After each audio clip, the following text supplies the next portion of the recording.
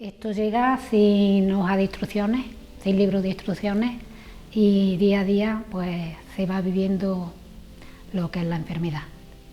Es muy complicado que de la noche a la mañana una persona que está sana pues amanece con una diarrea enorme, con fiebre y con una depresión, con unos brotes que no puede acudir a clase, que no puede siquiera salir del cuarto de baño prácticamente durante los primeros años, y muy duro de llevar.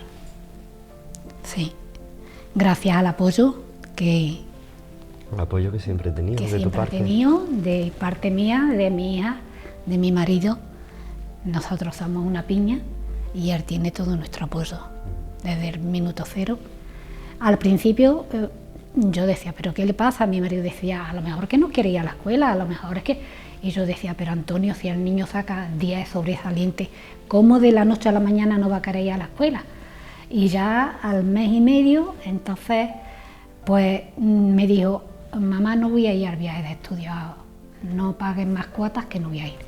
Y yo ya ahí me vino el flash y dije, malo, esto es esto. Porque el año anterior se lo habían hecho a otros chicos.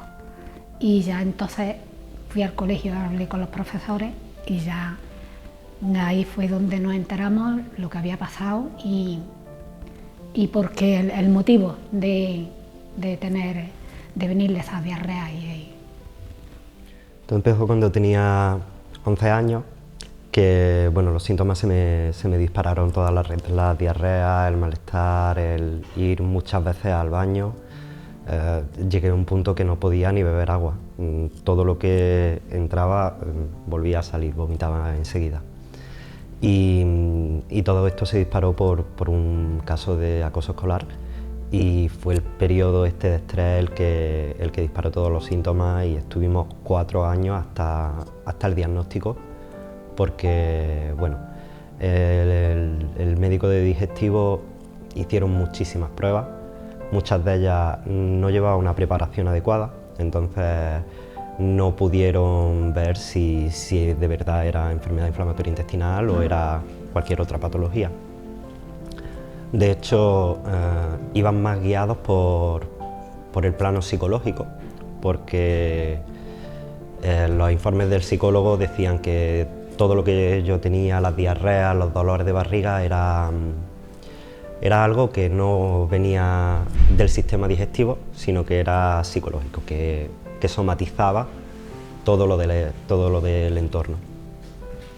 Y que en el momento en el que me tranquilizara y encontrara, bueno, dijera un poco lo que llevaba dentro, porque se suponía que llevaba dentro algo guardado y era lo que me había disparado todo, pues se acabarían esos síntomas.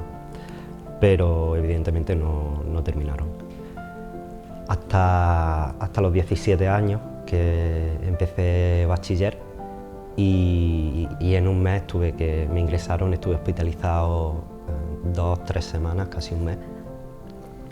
Y aquel momento fue muy difícil para todos, porque en ese momento estaba en 34 kilos. Incluso la planta de enfermería, o sea, todas las médicas, todas las enfermeras, las jefas de enfermería incluso, se implicaron mucho en el caso. Venían a la habitación a hablar conmigo, a ver cómo me encontraba, y tenían que hacerme una colonoscopia para hacer el diagnóstico diferencial. Pero claro, como en las otras no estaba preparado y había tenido fisuras y bueno, no habían ido bien, pues yo no quería volver a pasar por ahí. Pero bueno, al final el diagnóstico vino por una médica que fue la que me salvó la vida, porque ya os digo, yo no quería, mis padres sí querían que se me hiciera la prueba, y en esa edad, a los 16, 17 años, pues decidí, pero no, porque con un informe médico valorando que la prueba era necesaria para mi salud y con la autorización de mis padres, me harían al final la colonoscopia, pero en vez de con el equipo de médicos de la unidad de endoscopias, que eran de los mejores, pues ese proceso se alargaría porque tendrían que ir al juzgado y me dijo que los que habrían serían residentes, que no tenían tanta experiencia con este tipo de pruebas. Así que después de pensarlo mucho y de llorar toda la planta entera, me hicieron la prueba y desde ese momento todo cambió. Recuerdo despertar de la anestesia al salir de la sala de endoscopia y cuando subí, bueno, yo no sabía si iba a despertar. Cuando me desperté y vi a mis padres, empezamos a llorar también los tres. Ahí vieron que efectivamente era enfermedad de Crohn, tenían que confirmarlo con las biopsias un par de semanas, pero empezamos ya con el tratamiento que necesitaba. Eran una cantidad innumerable de pastillas y de tratamientos, pero el cambio fue radical, de la noche a la mañana. Al día siguiente empecé a comer, se me abrió el apetito otra vez, empecé a coger peso y de los 34 subí hasta casi los 60. En cuestión de menos de un mes recuperé 20 kilos. Me dijeron que me lo tomara con calma, que si hacía falta dejara de estudiar el bachiller y me centrara un poco en recuperar mi salud. Pero yo no quería, yo venía de un agujero en mi pueblo y había encontrado a gente nueva y gente que no me juzgaba, que no se reía por llegar a tener pañales, incluso que hubo una temporada que en la secundaria tuve que estar yendo con pañales al instituto por la incontinencia y en ese momento ya no tenía necesidad de pañales ni nada, entonces yo me encontraba, quería recuperar mi vida y seguir con ella. Y seguí adelante y desde entonces cada vez ha ido mejor. Hay momentos difíciles porque la vida siguen pasando cosas y sigue habiendo estreses y demás. Y hay momentos pues, en los que volví a tener estas recaídas, ¿no? Digamos, porque no llegaba a salir del brote. Había que ir intensificando la medicación continuamente, pero bueno, seguí adelante. Tardé mucho más tiempo en sacarme la carrera, el doble. De 4 años, que era el grado, lo saqué en 8 y no con la nota que a mí me habría gustado, porque era algo que quería guardarme para mí, que esa patología no quería que interviniese en nada en ningún ámbito de mi vida. No quería que los demás supieran ni que tenía una enfermedad, ni que me trataran de una forma especial, digamos, por tenerla. Que con el tiempo me he dado cuenta que no es que te traten de una forma especial, sino tener las adaptaciones que necesitas por la situación en la que te encuentras. En la universidad la enfermedad del Crohn no estaba como enfermedad, pues si perdía 5 días era falta. Si tenía un examen, por eso tardó más tiempo en sacar la carrera, si tenía un examen no se lo hacían después.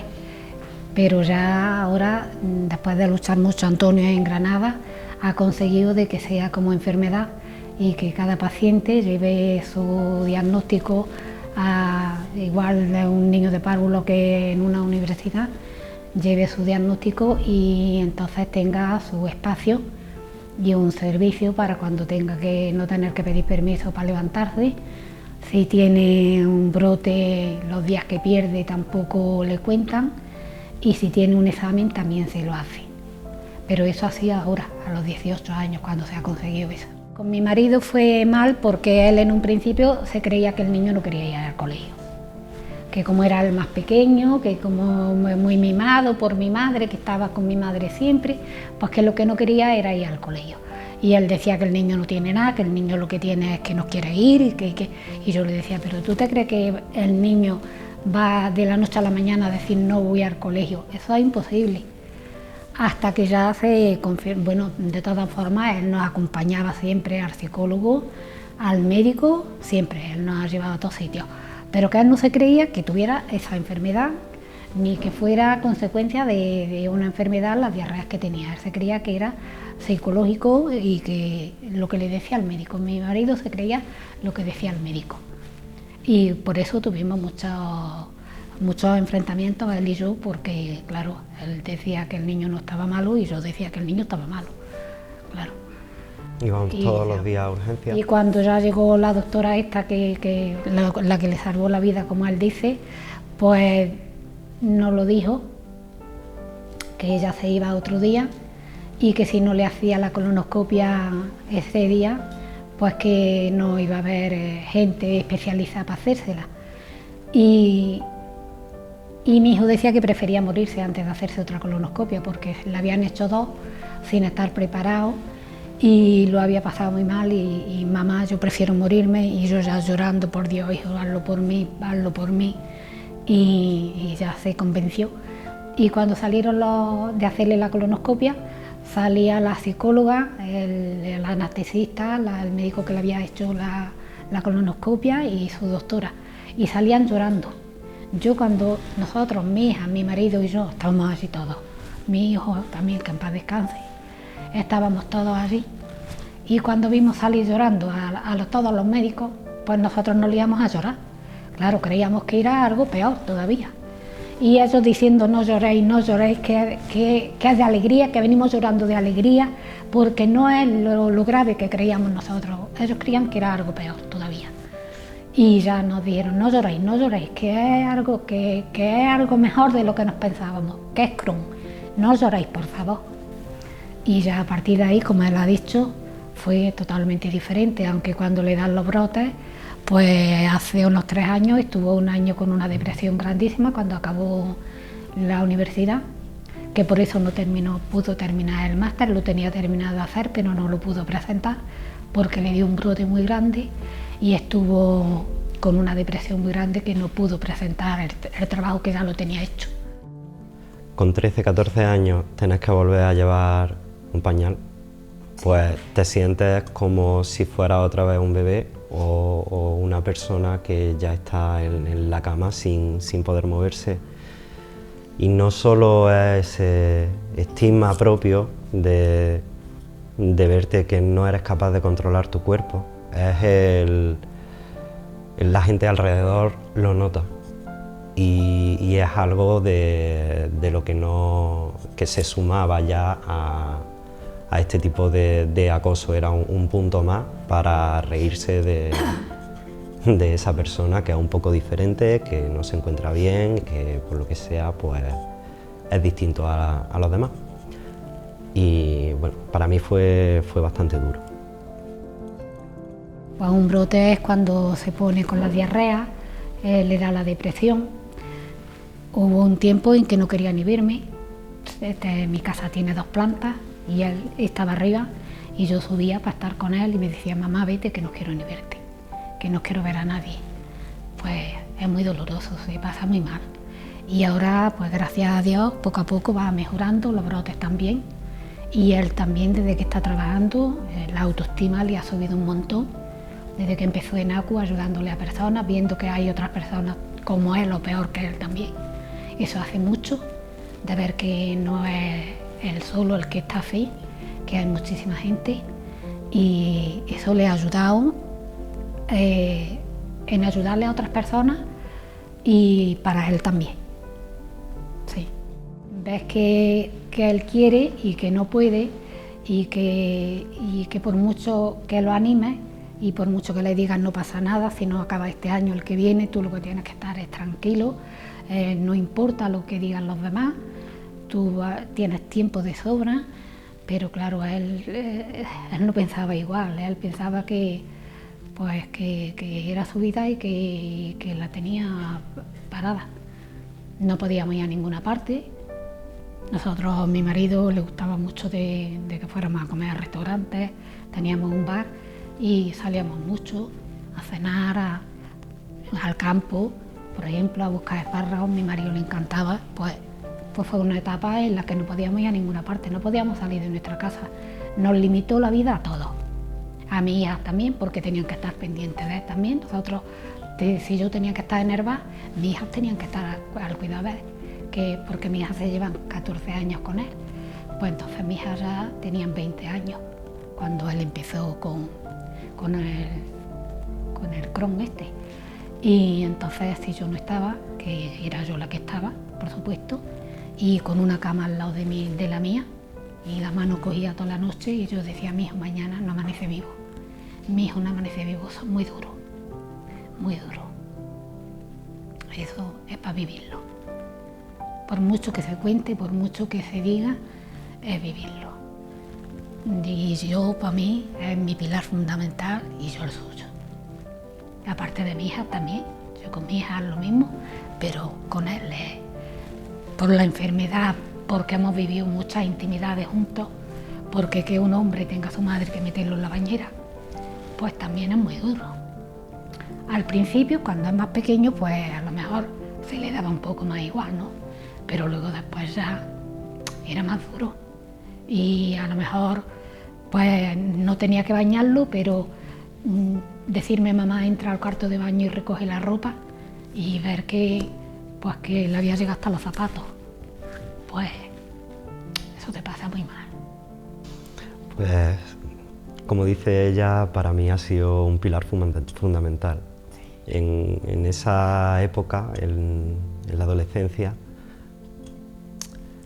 fueron momentos complicados porque yo no quería ver a nadie, ni a ella, y aunque toda mi ira y todo el cabreo que yo podía llegar a tener por verme en estas condiciones lo pagaba con ella, siempre ha estado ahí.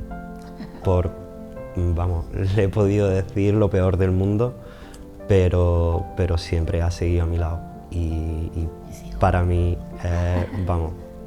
es mi estrella, es mi pilar y es mi bastón para seguir adelante. Como familia hemos aprendido que estar unidos es lo principal, es lo que nos ha traído hasta aquí. Si no hubiésemos estado juntos y apoyándonos en todo momento, no habríamos podido salir adelante de ninguna manera. Ni yo con su ayuda, ni ella con mi apoyo también, porque no solo lo pasamos mal nosotros, también lo pasan mal todas las personas que hay a nuestro alrededor, a las que le importamos y que nos quieren. Y más que el amor de una madre, pues no hay cosa más grande. Sí, pues nosotros somos uno desde el minuto cero y yo estoy aquí siempre. Y seguiremos. Yo seguiré estando con él mientras viva y después también, porque yo creo que arriba hay algo y voy a seguir cuidando de él. Claro que sí. Estamos muy unidos. También con mi hija, igual, pero yo estoy siempre muy pendiente de él. Además, los momentos difíciles, pues al final acaban fortaleciendo estos lazos que podemos tener entre, ya sean familiares, de amistad, de lo que sea. Son momentos en los que ves lo que es importante en realidad. Todo esto nos lleva un poco también a cambiar la perspectiva, a ver que las cosas sencillas del día a día, el tener a alguien al lado, tener una palabra de cariño, al final es mucho más importante que cualquier otra cosa que puedas conseguir. Mi vocación fue la ciencia desde un principio y siempre he querido dedicarme al mundo de la investigación, pero he encontrado muchas trabas en ese proceso.